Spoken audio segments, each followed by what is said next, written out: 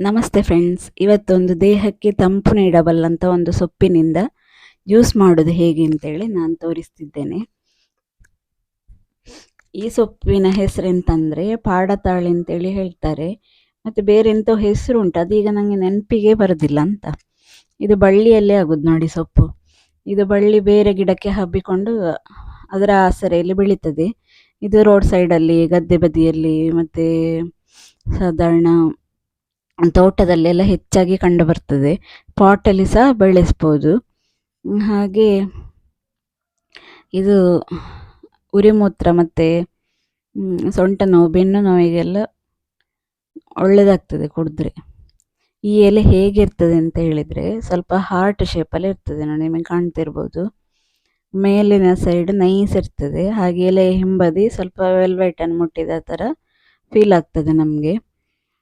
ಈ ಜ್ಯೂಸ್ ಹೇಗೆ ಮಾಡೋದು ಅಂತೇಳಿದರೆ, ಎಲೆಯಲ್ಲಿ ಧೂಳಿರ್ತದಲ್ಲ ಅದಕ್ಕೆ, ಮತ್ತು ಏನಾದರೂ ಸ್ವಲ್ಪ ಬಲ ಎಲ್ಲ ಇರುವ ಚಾನ್ಸಸ್ ಹೆಚ್ಚು. ಹಾಗಾದ ಕಾರಣ ಚೆನ್ನಾಗಿ ತೊಳಿಬೇಕು. ಒಂದು 2-3 ಸಲ ತೊಳೆದು ಮತ್ತೆ ಒಂದು ಸ್ವಲ್ಪ ನೀರು ತಗೊಂಡು ಆ ಸೊಪ್ಪನ್ನು ನೀರಿಗೆ ಹಾಕಿ ಚೆನ್ನಾಗಿ ಕಿವುಚಬೇಕು. ನಾನಿಲ್ಲಿ 2 ಗ್ಲಾಸ್ ನೀರು ತಗೊಂಡಿದ್ದೇನೆ. ಇದನ್ನು ಬೆಳಿಗ್ಗೆ ಖಾಲಿ ಹೊಟ್ಟೆಯಲ್ಲಿ ಕುಡಿಬೇಕು. ಖಾಲಿ ಹೊಟ್ಟೆಯಲ್ಲಿ ಕುಡಿದ್ರೆ ತುಂಬ ಒಳ್ಳೆಯದು.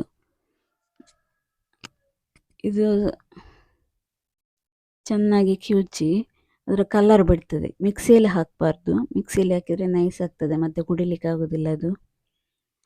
ಹೀಗೆ ಹುಡಿ ಮಾಡಿಕೊಂಡು ತುಂಡು ಮಾಡಿಕೊಂಡು ಚೆನ್ನಾಗಿ ಕಿವುಚಬೇಕು. ಕಿವುಚಲಿಕ್ಕೆ ಸ್ವಲ್ಪ ಕಷ್ಟವೇ, ಆದರೆ ತೊಂದರೆ ಇಲ್ಲ. ಒಂದು 3-4 ನಿಮಿಷ ಚೆನ್ನಾಗಿ ಕಿವುಚಿ ಅದರ ಕಲರೆಲ್ಲ ಬಿಡ್ತದೆ ನೋಡಿ. ನಾನಿಲ್ಲಿ ಹೇಗೆ ಮಾಡ್ತಿದ್ದೇನೆ ಅಂತೇಳಿ. 2 ಗ್ಲಾಸ್ ನೀರು ಹಾಕಬೇಕು ಅಂತಿಲ್ಲ, ಜಾಸ್ತಿ ನೀರು ಸಹ ತಗೊಳ್ಬೋದು. ಇದು ಸ್ವಲ್ಪ ಕಲರ್ ಬಿಡ್ತಾ ಬಂತು, ಕಾಣ್ತಿರ್ಬೋದು ನಿಮಗೆ.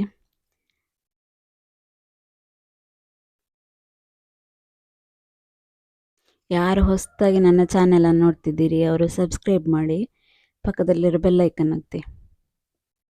ನೋಡಿ ಇಲ್ಲಿ ಎಷ್ಟು ಕಿವುಚಿದ್ದೇನೆ ನಾನು.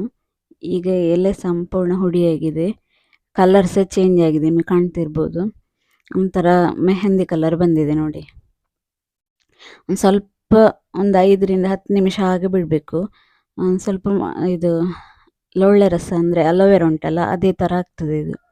ಆದರೆ ಕುಡಿಲಿಕ್ಕೆಂತ ಟೇಸ್ಟ್ ಇಲ್ಲ ಆಯಿತಾ, ನೀರಿನ ಹಾಗೆ, ನೀರು ಕುಡ್ದಾಗೆ ಆಗ್ತದೆ ಅಷ್ಟೇ. ಹಾಗೆ ಇದನ್ನು ಹಾಗೆ ತಗೊಳ್ಳೋದು ಬೇಡ, ಒಂದು ಸ್ವಲ್ಪ ಸೋಸಿಕೊಂಡು ಮತ್ತೆ ಅದನ್ನು ಕುಡಿದ್ರೆ ಆಯಿತು.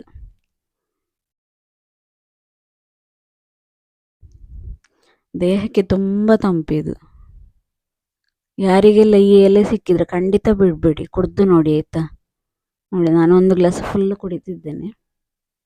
ಹಾಗಾದರೆ ಮುಂದಿನ ಹೊಸ ವೀಡಿಯೋದಲ್ಲಿ ಸಿಗ್ತೇನೆ. ಅಲ್ಲಿವರೆಗೆ ಟೇಕ್ ಕೇರ್, ಖುಷಿಯಾಗಿರಿ, ಹಾಗೆ ಸಬ್ಸ್ಕ್ರೈಬ್ ಮಾಡಿ.